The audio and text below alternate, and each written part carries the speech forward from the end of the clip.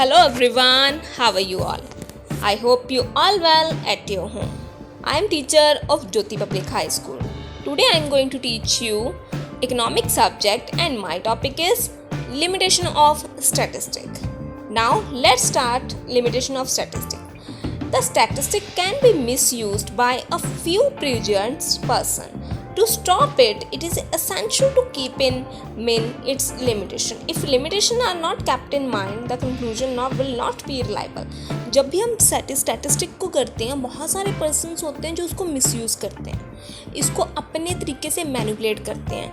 अगर हम इन ऐसे पर्सन्स को ना रोक पाएँ इसको मैनिपुलेट करने से, तो ऑटोमेटिकली हमारा जो रिज़ल्ट आएगा वो फॉल्स निकलेगा, उसका कोई भी रिलायबल यूज़ नहीं होगा. So now firstly we discuss this. First limitation of statistic is qualitative aspect ignore.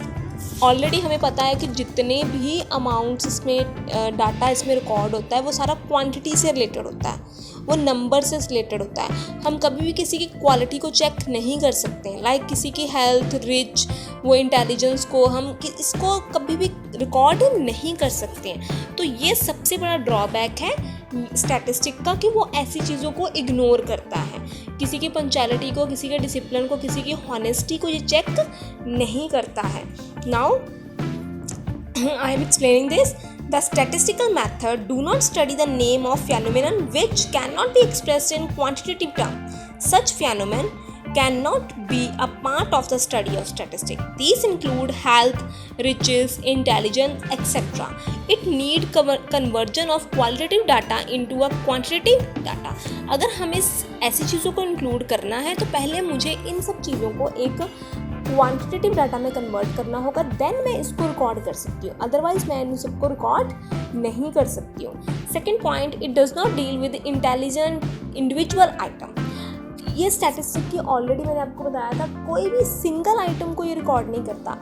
ये हमेशा ऐसी चीज़ों को रिकॉर्ड करता है जिनके बीच में रिलेशन क्रिएट हो सके, जिनका आप कोई ना कोई लॉजिक निकाल सको, कोई परसेंटेज निकाल सको, कोई डेरिवेशंस निकाल सको, कोई प्रोबेबिलिटीज़ निकाल सको, ऐसी वैल्यू. सपोज मैंने कल भी आपको अर्लियर एग्जांपल दी हुई है स्टैट्स के बारे में कि स्टैट्स जब भी स्टडी करता है यूनिट्स की, वो प्लूरल यूनिट की स्टडी करता है, कभी भी इंडिविजुअल यूनिट की स्टडी नहीं करता है. सपोज मैंने किसी की पॉकेट मनी चेक करनी है तो मैं सिर्फ एक ही पर्सन की मंथली पॉकेट मनी रिकॉर्ड रखूँगी, उसका तो फिर कोई यूटिलाइज ही नहीं होगा. मैं जब पॉकेट मनी रिकॉर्ड करूँगी तो मैं अलग अलग पर्सनस की रिकॉर्ड करूँगी, फिर उससे मैं परसेंटेज निकाल सकती हूँ, एवरेज निकाल सकती हूँ, प्रोबेबिलिटी निकाल सकती हूँ, डेरिवेशंस निकाल सकती हूँ. मतलब कुछ ना कुछ मैं लॉजिक उसमें निकाल सकती हूँ, उस इन्फॉर्मेशन को आपस में कहीं ना कहीं यूज़ कर सकती हूँ. अगर मैं एक ही पर्सन का सारा डाटा रिकॉर्ड करूँगी तो वो मेरे लिए यूजलेस हो जाएगा, वो स्टैट्स नहीं होता. जब हम एक सिंगल पर्सन का डाटा ही रिकॉर्ड करते हैं तो वो कभी भी स्टैट नहीं होता. जब हम स्टैट्स रिकॉर्ड करते हैं तो वो हमेशा हमें प्लूरल डाटा चाहिए, बहुत सारे मल्टीपल पर्सन्स का डाटा चाहिए जिसको आप कंपेयर करोगे. सो स्टैट्स कहीं ना कहीं अवॉइड करता है इंडिविजुअल आइटम को. आप किसी एक आइटम को कॉन्टीन्यूसली रिकॉर्ड नहीं कर सकते, ये इसकी लिमिटेशंस है. ये हमेशा प्लूरल आइटम को ही काउंट करता है. Third point, it does not depict entire story of फेनोमेन. मतलब जो एग्जैक्ट जो भी पोजीशन होती है उसके बारे में एग्जैक्टली हमें इंफॉर्मेशन नहीं देता है. ये सिर्फ इंफॉर्मेशन को एक्सप्रेस करता है इन टर्म्स, इन वैल्यूज़ में. उसके पीछे का जो करेक्ट कंक्लूजन होता है वो हमें एग्जैक्टली पता नहीं लगता. Suppose development of group demand upon many social factor like parents, economic condition, education, culture, region, administration by government, but all these factor cannot be replaced in data. कई बार बहुत सारा होता है, हमारा इन्फॉर्मेशन 100% आ जाती है कि हमारा प्रोडक्ट बहुत ज़्यादा पसंद किया जा रहा है, लेकिन कई बार ये भी तो होता है कि वही प्रोडक्ट किसी एक कैटेगरी में लोग नहीं भी पसंद कर रहे हैं, लेकिन ये डाटा उस पॉइंट को तो कवर अप करता ही नहीं है. सपोज आपको लगता है कि आपका प्रोडक्ट बेस्ट है, आपका प्रोडक्ट की सेल सबसे ज़्यादा है, लेकिन हो सकता है आपका प्रोडक्ट सिर्फ किसी एक स्ट्रीम में, किसी एक लाइन में सबसे ज़्यादा फेमस हो सकता है वो कहीं और एरिया में बिल्कुल ही लोग ना पसंद करते हो. सो आपको इस चीज़ की इससे अवेयरनेस आएगी ही नहीं. आप सोचोगे कि मेरा डाटा बहुत गुड है, मेरी प्रोडक्ट की सेल बहुत ज़्यादा है, इट्स मीन मेरा प्रोडक्ट बहुत गुड है, मेरा बिजनेस अच्छे ट्रैक पे जा रहा है, क्योंकि डाटा स्टैटिस्टिक हमें यही रिकॉर्ड हमें यही बता रहा है, डाटा हमें यही बता रहा है. बट डाटा उसके पीछे का जो एग्जैक्ट कंक्लूजन है उसको कभी नहीं बताता है कि ये जो प्रॉफिट्स या जो भी सेल्स हो रही है वो किसी एक पर्टिकुलर एरिया से ही है, ओवरऑल इंडिया को वो कवर नहीं कर रहा है. So third point, it does not depict the entire story of phenomenon. Next one, fourth, it is liable to be misuse.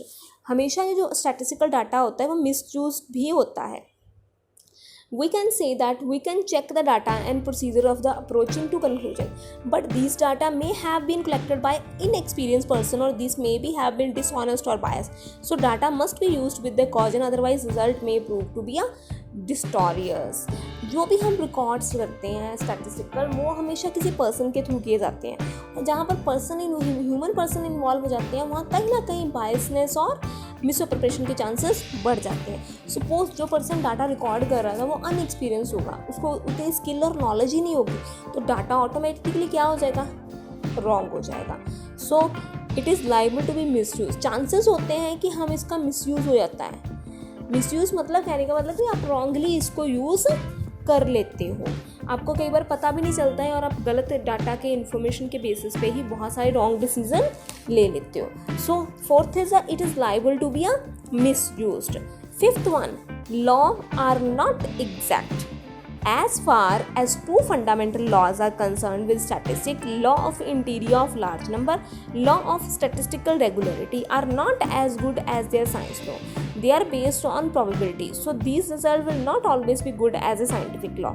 Suppose कहने का मतलब है कि कई बार आप क्या करते हो, आप probability भी इसमें काउंट कर लेते हो। जो आप इसमें लॉस कई बार यूज़ करते हो वो एग्जैक्टली कई बार ऑन द बीट करेक्ट नहीं भी होते हैं। सपोज आपने 30% को लिया, उनको वो चीज़ टेस्ट कराई, उन्हीं के रिएक्शन के बेसिस पे आपने अपनी रिपोर्ट तैयार कर ली कि उनको चीज़ पसंद है कि नहीं है, कितने परसेंटेज लोगों को पसंद है नहीं है।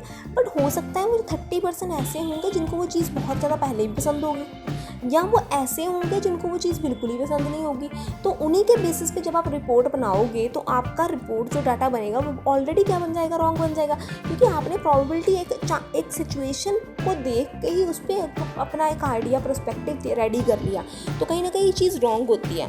जो इसमें लॉस कई बार स्टैट्स में यूज़ होते हैं प्रोबेबिलिटी के, वो कई बार एग्जैक्टली सही नहीं होते हैं। Sixth one, result are true only on averages.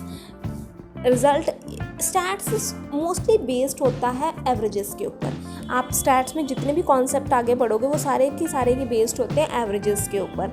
As discuss above, higher the result are interpolated for which time series और रिग्रेशन और probability can be use. These are not absolutely true. If average of two section of student of statistics is same, it does not mean that all the 50 student in section A has got same marks as in B. There may be much variation between the, so we get the average student. Suppose एक example लेते हैं, हमारे पास एक ही class के 2 section है, 10th class के 2 section है, section A and section B. Section A का जो ओवरऑल रिजल्ट आया वो आया 70% और सेक्शन बी का भी जो रिजल्ट आया वो भी आया 70%। बट डजंट मीन कि दोनों क्लासेस का अगर रिजल्ट एवरेज के हिसाब से 70% है तो दोनों ही क्लासेस उतनी ही गुड होंगी। हो सकता है कि जो सेक्शन बी के स्टूडेंट होंगे उनके मार्क्स में बहुत ज़्यादा वेरिएशन होगा, एक स्टूडेंट ने बहुत ज़्यादा मार्क्स लिए होंगे और एक ने बहुत कम मार्क्स लिए होंगे, लेकिन जब उन सबका कलेक्टिवली एवरेज निकाला तो वो 70 आ गया। तो कहीं ना कहीं हम जो कॉन्सेप्ट एक ही चीज़ पे हम फोकस करते रहते हैं एवरेज पे, पर डजंट मीन कि वो हर टाइम वर्क करता है, कई बार वो चीज़ें भी रॉन्ग हो जाती हैं। सो जो स्टैट्स ये एवरेज मेथड को यूज़ करता है वो समटाइम रॉन्ग भी रिजल्ट प्रेजेंट करती हैं। So seventh point is too many method to study problem. In this subject we use so many methods to find a single result. Variation can be found, quartile deviation, mean deviation, standard deviation, result vary. जो भी मैंने अभी terms repeat किए हैं, quartile division, mean division, standard division, वो अभी आपको इनके बारे में क्लियर नहीं होगा, ये आपको आगे चैप्टर्स आएंगे। इनके मेथड्स हैं, ये वेज होते हैं, मेथड्स होते हैं कैलकुलेट करने के एवरेज को। अलग अलग तरीके से हम मेथड्स के थ्रू हम एवरेज को काउंट करते हैं। सो कहते हैं जितने भी ये मेथड्स हैं इनका रिज़ल्ट अलग अलग होता है, किसी का भी रिज़ल्ट सिमिलर नहीं होता है। जब आप मीन डिवीजन से निकालते हो तो रिज़ल्ट कुछ और आएंगे, जब आप स्टैंडर्ड डिवीजन से निकालते हो रिज़ल्ट कुछ और आएंगे। सो कहने का मतलब आप जितने ज़्यादा मेथड इसमें यूज़ करते हो उतनी ज़्यादा प्रॉब्लम ज़्यादा क्रिएट होती है। So this is the limitations of statistics. First one is qualitative aspect ignore, वो क्वालिटी को इग्नोर करता है statistic. Second thing, it does not deal with individual item, वो कभी भी एक एक आइटम को इंक्लूड नहीं करता है. Third one, it does not depict entire story, वो इंटायर स्टोरी को जो एग्जैक्ट पोजीशन होती है उसको प्रेजेंट नहीं करता है. It is liable to be misuse, data बहुत बारी मिसयूज होता है. Fifth one, laws are not exact, जो उसमें लॉज यूज़ होते हैं वो एग्जैक्ट नहीं होते हैं. Sixth one, result are true only on averages, totally stats depend करता है एवरेजेस के ऊपर और समटाइम वो करेक्ट नहीं होती हैं. Seventh, too many method to study problem, बहुत सारे मेथड यूज़ किए जाते हैं स्टडी को इसकी स्टडी करने के लिए. So these are the limitations of statistic. Now write the limitation of statistic on your notebook with the help of PDF. Goodbye student, have a nice day.